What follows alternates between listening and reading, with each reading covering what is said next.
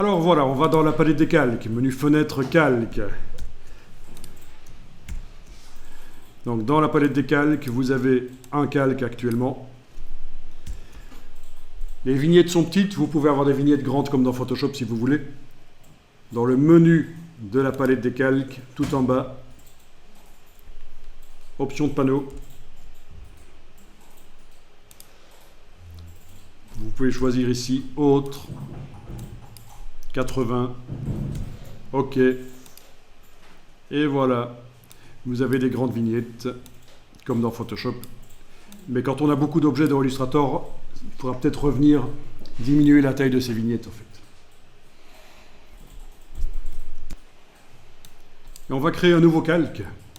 Donc actuellement ce calque bien sûr ne contient qu'un objet. Si on déploie ici, on voit l'objet.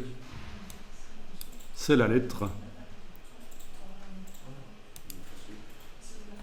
Alors vous allez créer un nouveau calque en cliquant sur le signe plus dans le bas de la palette des calques. Donc vous avez créé votre calque, vous allez pouvoir double-cliquer sur son nom. On va l'appeler fond coloré par exemple. Et donc dans ce calque, on va mettre un fond coloré. Ce qui nous permettra de voir les objets blancs. Parce qu'actuellement, un objet blanc sur le fond blanc du plan de travail, on ne le voit pas. Et vous allez voir que c'est hyper intéressant et important pour la suite. Donc, l'objet, on va le créer. Il va arriver dans le calque qui est actuellement en bleu, comme ça, dans la palette des calques. Donc, c'est le calque fond coloré qui doit être en bleu, pas celui-là, c'est celui-là. Vous zoomez en arrière. Vous prenez l'outil de création de rectangle. Pour zoomer en avant en arrière, c'est Alt roulette. Si vous avez une roulette de souris qui fonctionne, c'est encore le mieux. Non, ma souris, Avec l'outil rectangle, donc vous tracez un grand rectangle et voilà.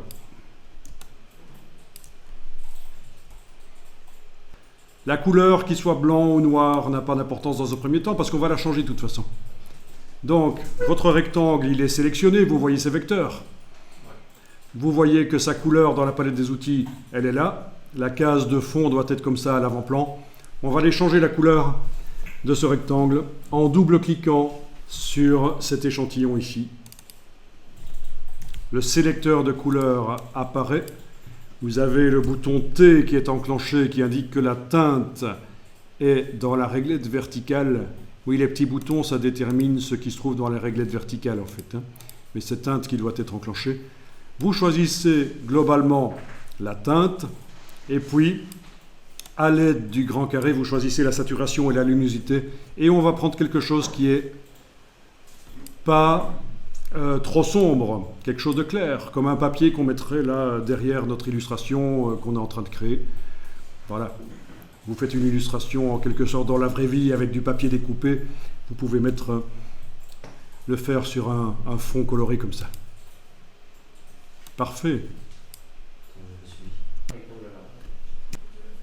Oui, vous aviez peut-être l'étoile qui apparaissait. Chez certains parmi vous, il a fallu aller chercher le rectangle. En gardant enfoncé, en allant chercher le rectangle. Voilà. Alors, ce fond coloré, ce calque, on va le déplacer sous le calque 1. Donc vous le prenez par sa partie droite, à droite du nom, là. Voilà, vous le déplacez. Attention, ne lâchez pas quand vous êtes là, sinon il va tomber à l'intérieur du calque, comme ça. Il est devenu un sous-calque. C'est pas bon. Là, je fais commande Z, édition annulée. Il faut vraiment le déplacer en dessous, comme ça. La barre bleue horizontale indique qu'il est en dessous. Parfait. Et ce calque, on va pouvoir même le verrouiller avec la petite case ici parce qu'on ne va plus aller le modifier, c'est juste un fond coloré qui va nous servir beaucoup.